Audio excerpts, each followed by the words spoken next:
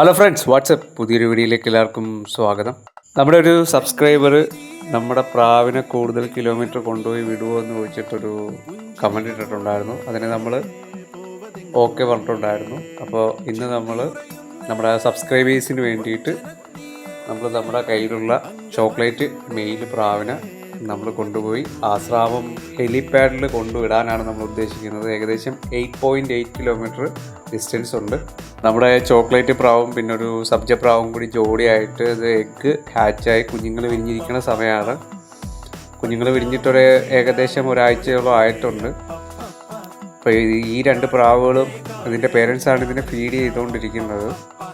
കഴിഞ്ഞ തവണ നമ്മുടെ കയ്യിലുള്ള സ്പാരോ എന്ന് പറയുന്ന ബൂട്ട് വെള്ളപ്രാവിനെയാണ് നമ്മൾ പൊഴിക്കര താന്നി ബീച്ചിൽ കൊണ്ടുപോയി വിട്ടത്. അത് തിരിച്ച് പറന്ന് വന്നിട്ടുണ്ടായിരുന്നു. നമ്മൾ അടുത്തൊരു ശ്രമം എന്ന് പറഞ്ഞത് ഈ ചോക്ലേറ്റ് പ്രാവിനെ നമ്മൾ കൊണ്ടുപോയി ഹെലിപാഡിൽ വിടുകയാണ്, ആശ്രാമം ഹെലിപാഡിൽ വിടുകയാണ്. അവിടുന്ന് ഇത് തിരിച്ച് നമ്മുടെ ലോഫ്റ്റിലോട്ട് പറന്ന് വരുമോ ഇല്ലയെന്നൊന്നും നമുക്കറിയില്ല.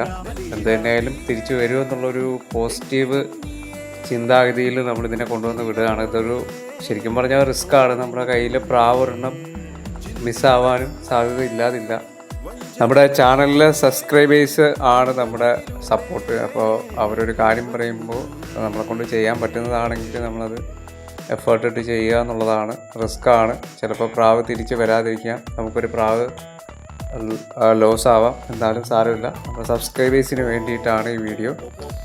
അപ്പോൾ ബ്രോ കമൻറ്റ് ചെയ്ത ബ്രോ ഈ വീഡിയോ കാണുന്നുണ്ടെങ്കിൽ ബ്രോ നമ്മൾ 8.8 കിലോമീറ്റർ ദൂരെ കൊണ്ടുവന്നിട്ട് നമ്മുടെ പ്രാവിനെ വിടുന്നുണ്ട്. മെയിൽ പ്രാവാണ്.